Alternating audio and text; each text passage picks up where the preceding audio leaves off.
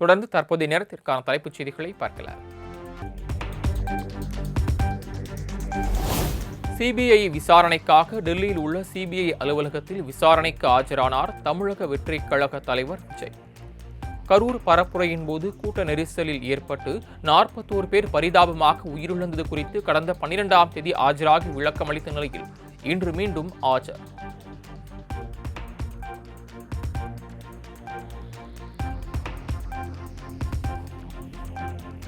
சிறப்பு தீவிர வாக்காளர் பட்டியலில் பெயர் சேர்க்க ஜனவரி 30ஆம் தேதி வரை கூடுதல் அவகாசம். தேர்தல் ஆணையம் விடுத்த கடைசி தேதி நேற்றுடன் நிறைவடைந்த நிலையில் தேர்தல் ஆணையம் அறிவிப்பு.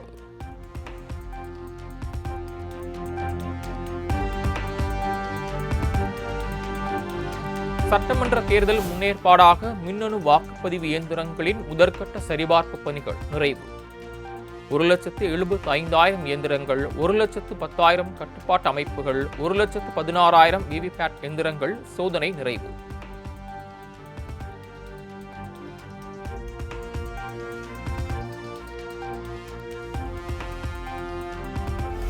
பரபரப்பான அரசியல் சூழலில் நாளை ஆளுநர் RN ரவியின் உரையுடன் தொடங்குகிறது தமிழ்நாடு சட்டப்பேரவை கூட்டத்தொடர். ஆளுநர் உரையின் அரசின் கொள்கைகள், அரசு செயல்படுத்திய திட்டங்கள், புதிய அறிவிப்புகள் இடம்பெறும் என தகவல்.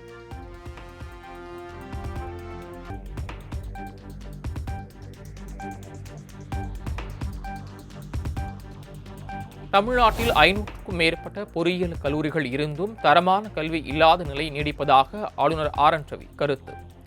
உயர்கல்வி படிக்கும் மாணவர்களில் சிலர் 2ஆம் வகுப்பு பாடங்களை படிக்க முடியாத நிலையில் இருப்பதாக ஆதங்கம்.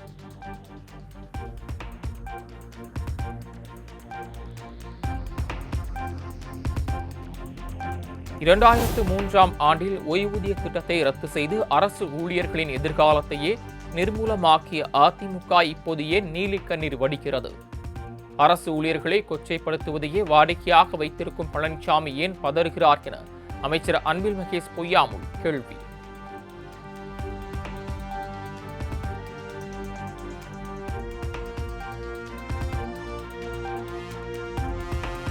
அதிமுக பொதுச் செயலாளர் எடப்பாடி பழனிசாமியுடன் தமிழ்நாடு கொங்கு இளைஞர் பேரவைத் தலைவர் தனியரசு சந்திப்பு. சென்னை பசுமைவழி சாலையில் உள்ள எடப்பாடி பழனிசாமி இல்லத்தில் சந்தித்த நிலையில் அதிமுகவுடன் தமிழ்நாடு கொங்கு இளைஞர் பேரவை கூட்டணி அமைய வாய்ப்பு.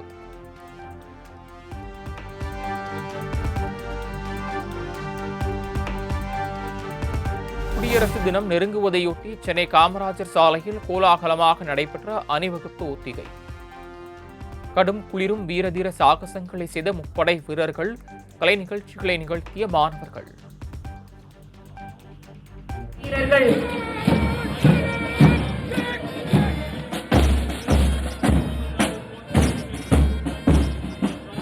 தமிழ்நாடு கமாண்டோ படை பிரிவினர் கம்பீரமாக அணிவகுத்து வருகின்றனர்.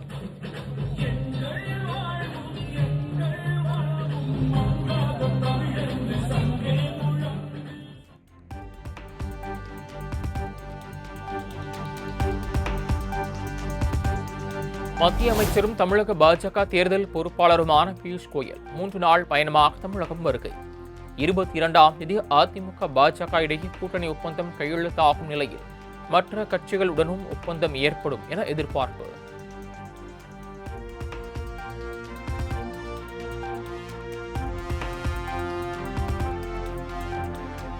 சட்டமன்ற தேர்தல் நெருங்கும் நிலையில் சசிகலா தனது ஆதரவாளர்களுடன் இன்று ஆலோசனை. அதிமுகவில் சசிகலாவுக்கு இடம் இல்லை என எடப்பாடி பழனிசாமி திட்டவட்டமாக கூறிய நிலையில் திடீர் சந்திப்பு.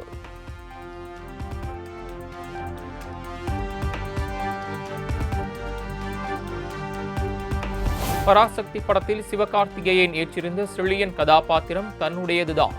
பராசக்தி திரைப்படம் குறித்து நாம் தமிழர் கட்சி ஒருங்கிணைப்பாளர் சீமான் பேட்டி. நான் தான் செழியன், இருக்கு உணர்வை சிதைக்கலை.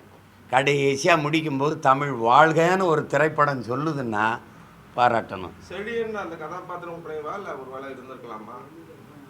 சீமான் தான் செழியன், அது பேர் செழியன்னு வச்சுட்டாங்களே ஒழிய நான் தான் செழியன்.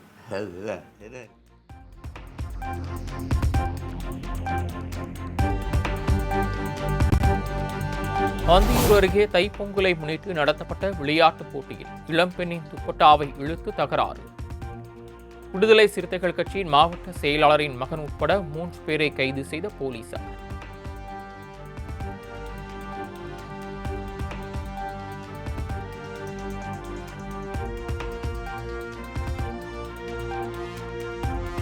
பழங்குடியினர் சான்றிதழ் வழங்கவில்லை என்றால் ஆதார் கார்டுகளை அரசிடமே திரும்ப ஒப்படைப்போம் எனவும் காட்டுநாயக்கர் சமுதாயத்தினர் போராட்டம்.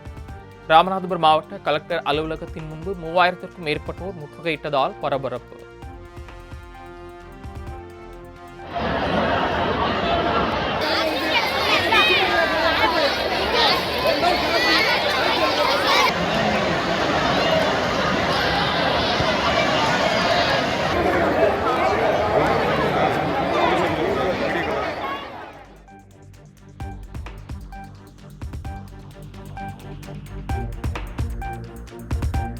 பொங்கல் விடுமுறை முடிந்து பல்வேறு மாவட்ட மக்கள் சென்னை திரும்பியதால் கிளாம்பாக்கத்தில் அலைமோதிய பயணிகள் கூட்டம். மாநகர பேருந்துகளை கூடுதலாக இயக்குமாறு அரசுக்கு கோரிக்கை விடுப்பு.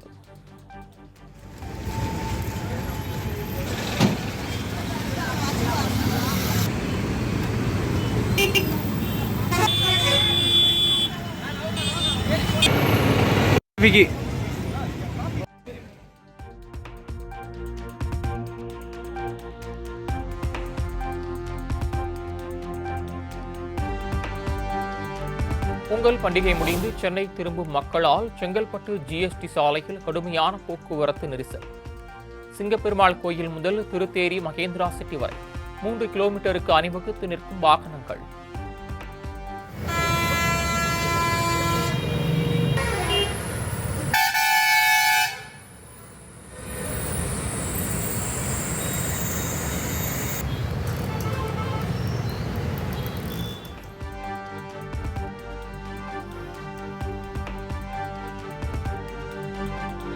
பொங்கல் விடுமுறை முடிந்து பல்வேறு மாவட்டங்களிலிருந்து சென்னை திரும்பிய பொதுமக்கள். சென்னை தாம்பரம் ரயில் நிலையத்தில் நிரம்பி வழிந்த மக்கள் கூட்டம்.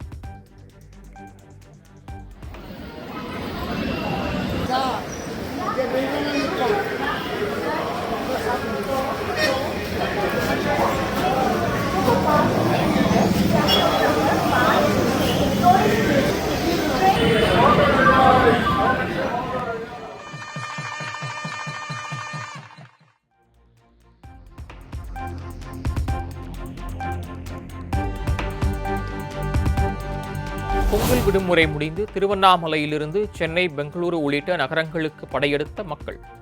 போதிய பேருந்து வசதிகளின்மையால் 2 மணி நேரமாக நடு ரோட்டில் காத்திருக்கும் நிலையில் கூடுதல் பேருந்துகளை இயக்குமாறு பயணிகள் கோரிக்கை.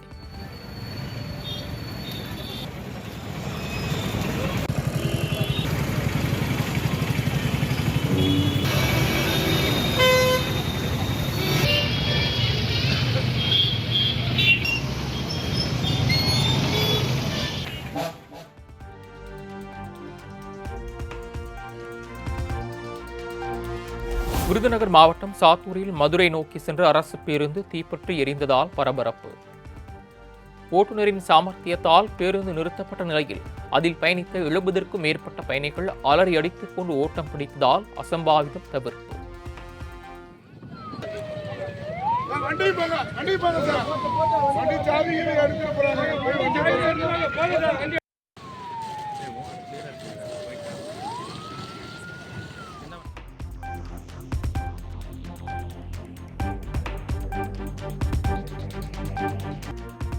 அம்மன் திருத்தலங்களில் பிரசித்தி பெற்ற தலமான திருச்சி சமயபுரம் மாரியம்மன் கோயிலில் தை அமாவாசையை முன்னிட்டு நிரம்பி வழிந்த பக்தர்கள் கூட்டம்.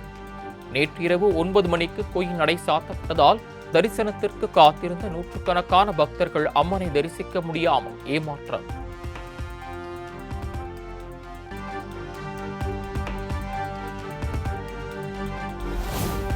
பிரசித்தி பெற்ற மேல்மலையனூர் அங்காளம்மன் கோயிலில் தை மாத அமாவாசையை முன்னிட்டு ஊஞ்சல் உற்சவம். பல்லாயிரக்கணக்கான பக்தர்கள் பங்கேற்று தீபம் ஏற்றி சாமி தரிசனம்.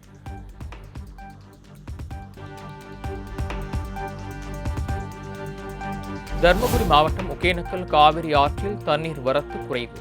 வினாடிக்கு 700 கனஅடியாக தண்ணீர் குறைந்தது.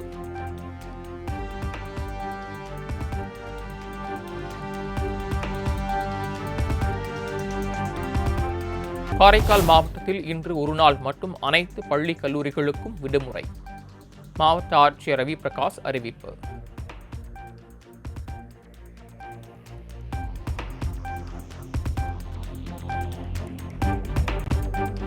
சேலம் மேட்டூர் அணைக்கு நீர்வரத்து வினாடிக்கு 66 கன அடியிலிருந்து 65 கன அடியாக குறைவு. அணையிலிருந்து காவிரி டெல்டா பாசனத்திற்கு 1000 கன அடி நீர் வெளியேற்றம்.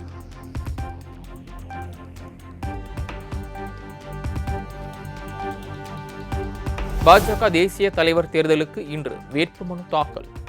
செயல் தலைவர் நிதின் நவீன் போட்டியின்றி தேர்வாக வாய்ப்பு.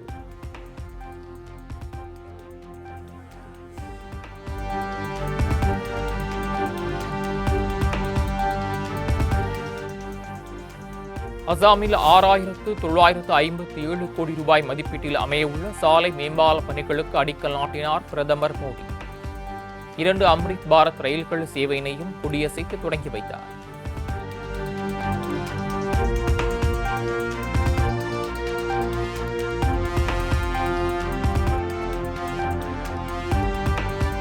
அசாம் நிலத்தை ஊடுருவல்காரர்களுக்கு கொடுத்தது காங்கிரஸ் என பிரதமர் நரேந்திர மோடி குற்றச்சாட்டு. ஊடுருவல்காரர்களை அகற்றி அசாமின் அடையாளம் கலாச்சாரத்தை பாதுகாத்தது பாஜக அரசு எனவும் பேச்சு.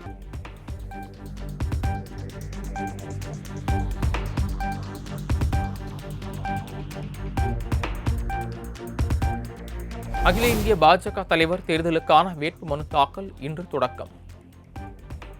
நாளை தேர்தல் நடைபெறவுள்ள நிலையில் மத்திய தலைவராக நிதின் நவீன் போட்டியின்றி தேர்வு செய்யப்பட வாய்ப்பு.